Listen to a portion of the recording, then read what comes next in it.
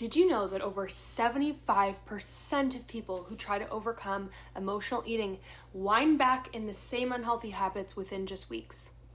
I followed every piece of emotional eating advice for over 20 years, journaling, going to therapy, figuring out what my triggers were, finding healthier coping mechanisms, and no matter what I did, I still find myself out of control with food every single day. So if you have tried everything and you're still struggling, it's not your fault. There's something deeper happening here that no one else is talking about.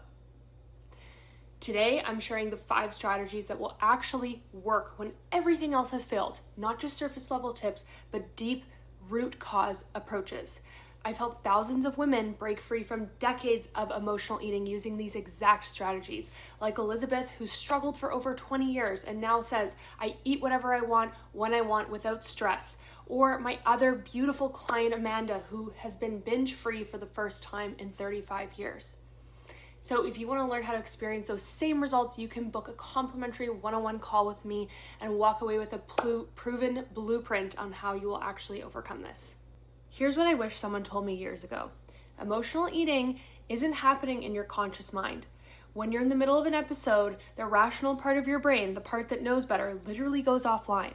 So you're operating from a dysregulated nervous system stuck in survival mode. That's why it feels like you have no control over it. So when expert practitioners or whoever you work with say, just journal your triggers or practice mindful eating or set a timer and wait 5 minutes, they're asking you to use brain functions that aren't available when you need them the most. It's like trying to have a logical conversation with someone who's in the middle of a panic attack. It doesn't work. We cannot intellectualize our way out of this. So I'm going to teach you 5 strategies that actually work. Starting with strategy number 1, which is nervous system regulation. This is really the missing foundation because everything starts here. When your nervous system feels safe, you literally don't struggle with emotional eating. So here's a technique that you can practice right now with me. So place your hand on your heart and I want you to just tap on this point and take a few deep breaths and say, I'm safe right here, right now.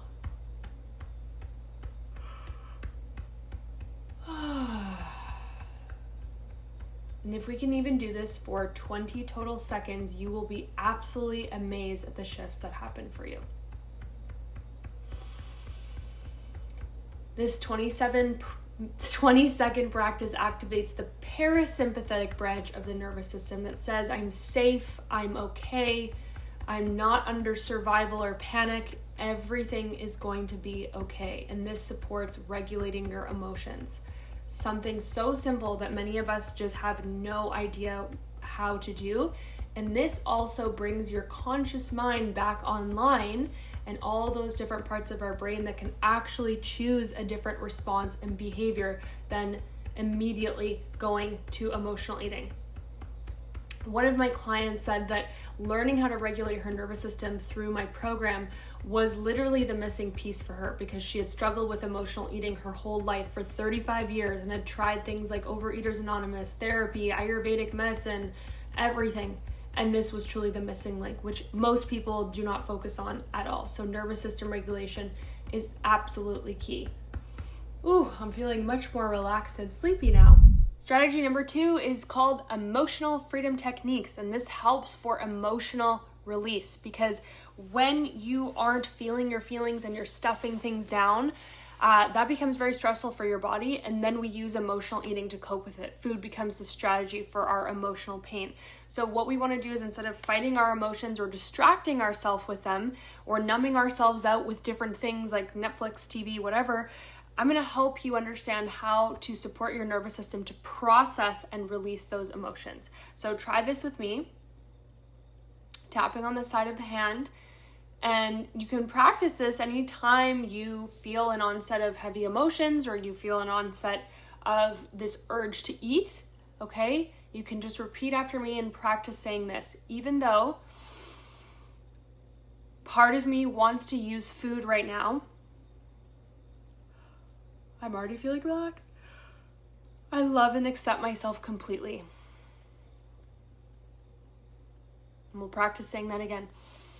Even though part of me wants to use food to cope with what's happening in my life right now, I'm learning other tools to support me instead. And we can just tap through the points, repeating after me. Part of me wants to use food to cope with this. Emotional eating is just a safety strategy my body is trying to use.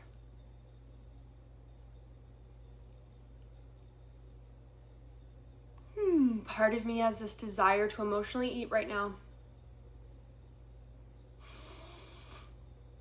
Part of me is feeling overwhelmed. This desire to emotionally eat.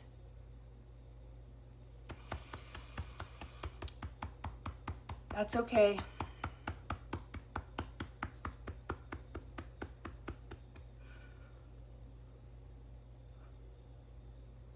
I'm learning new ways to take care of myself and my nervous system. So just take a nice, easy breath right there. Notice what's shifted for you. Notice how you're feeling. That is an incredibly powerful technique. It's an evidence-based technique to work beyond the conscious mind to help regulate your nervous system, to help bring safety. And you probably noticed how I had a lot of yawning. That's my nervous system regulating and calming down. So whatever emotions are sitting beneath the surface, this technique helps you to regulate them. It's pretty freaking incredible. And it is a huge part of what I do with my clients because it is so effective. Strategy number 3 is befriending that part of you that is the one that eats, okay? So this is very important. This is a part of you. It's not all of you. Who you are is not an emotional eater. That's not your identity. You have a part of you that has learned this strategy to emotionally eat. And when we can learn how to have compassion for that part of us, we can change this behavior. And what typical conditioning tells us is, that first of all, we don't even understand consciously that we have that part of us. We just think we're broken and flawed. But typical conditioning also tells us if there's a part of you that's doing something you don't like, just get rid of it. Get rid of your inner critic. Tell it to kick rocks. It doesn't work like that. The more you fight parts of yourself and yourself, the deeper these struggles get and the more painful they get and the harder they get to overcome. So I want you to even practice just understanding I have a part of me that has learned this strategy to emotionally eat. And I also want you to practice understanding that this part of you is actually just trying to help you. Even though we know this is a very misguided approach, there's just this little part of you that learned this strategy to keep you safe a long time ago, usually when we're children. And it's just trying to help us. So you can even get curious right now, maybe get, a little object to represent that part of you, or sometimes I like to actually get another chair and imagine that I'm lovingly having a conversation with that part of me. And I just want you to ask that part of you, what are you trying to help me with right now? What do you want me to know?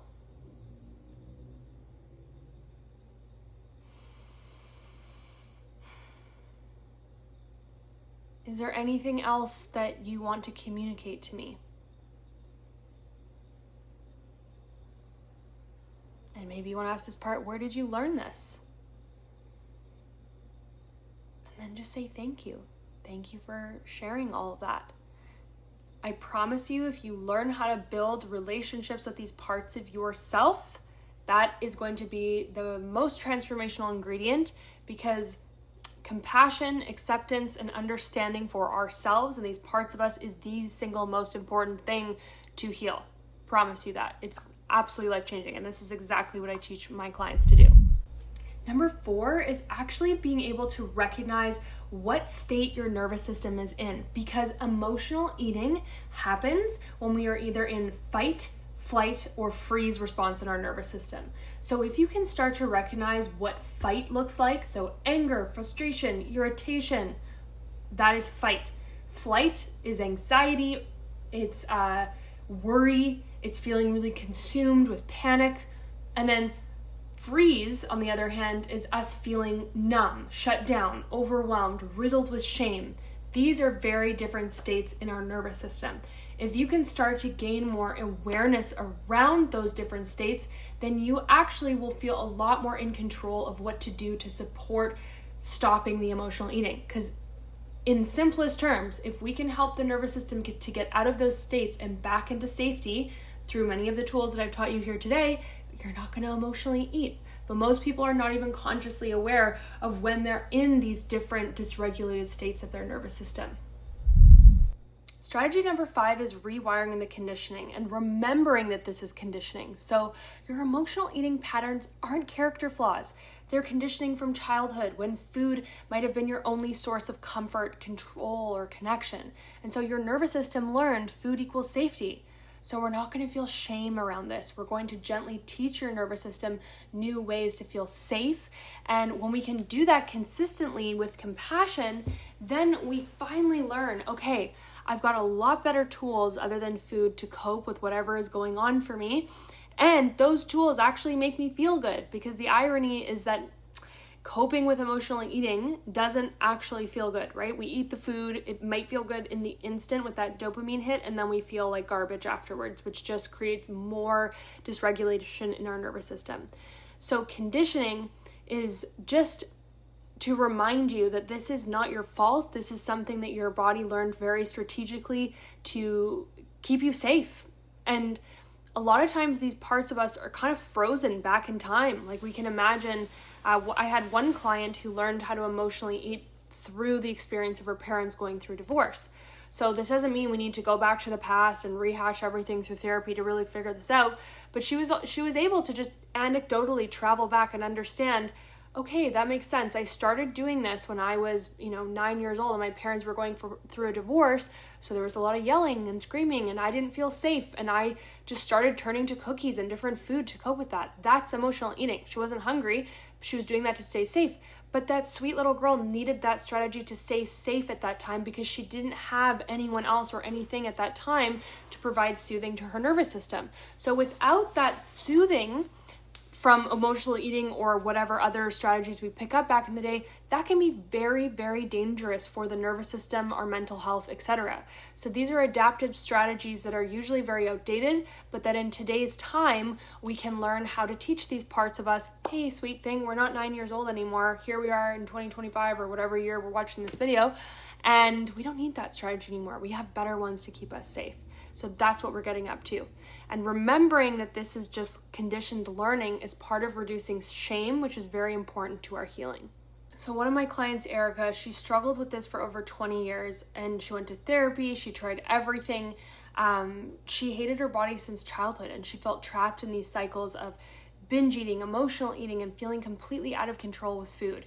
And using these exact same strategies, first of all, she fired her therapist within the first 2 weeks of working together, but she stopped emotional eating altogether. She learned how to have peace with food. And the beauty of that was that she reclaimed her joy, and she used that to live her life to the fullest. So she quit her job. She found love in her life. She naturally lost 15 pounds from loving herself and regulating her nervous system. She built a whole new life moving across the country because she finally had reclaimed all of this energy that had gone into all of these struggles for all her life. So that's what I want you to hear, is that when you take back your power from these struggles, anything is possible for you and everything is possible. And these are not, I don't want you to stay stuck in this mess any longer, because it's just not worth it. And I know that if you've been struggling like this, you're probably saying, well, I'm going to be the one person that these strategies don't work for. I'm going to be the one person that this is never going to work for, and I'm going to stay stuck like this forever. And I can tell you with absolute certainty that that is not true. Every single woman that I work with, including myself when I struggle with this, felt the exact same way, because you just haven't found the right strategies and the right support system yet, okay? And that's why this feels so frustrating, because you're spending so much energy and effort going in a direction that isn't leading you anywhere. So this isn't a character flaw. There's nothing wrong with you. This is just your nervous system trying to keep you safe. And that's why we have to lead through the nervous system to true healing. So again, if you want to learn how to do that in more depth, you want a proven plan to take you from this mess to total freedom with food and peace with your body and your life, you can schedule a complimentary one-on-one call with me. We can talk through where you're getting stuck and create a personalized blueprint to your freedom. Don't forget these strategies, because these are going to be really important and are very life-changing. And I've got lots more videos just like this. So I would love to hear what you are taking away, what strategy you are most excited to implement, and I will see you again in the next video.